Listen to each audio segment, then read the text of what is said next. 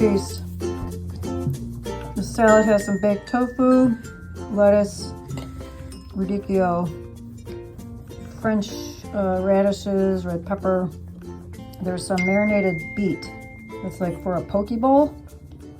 Kind of one of my Rouxbe online cooking course practices. I'm throwing it all together here. Lox. These are made to be they're roasted and marinated to be like lox.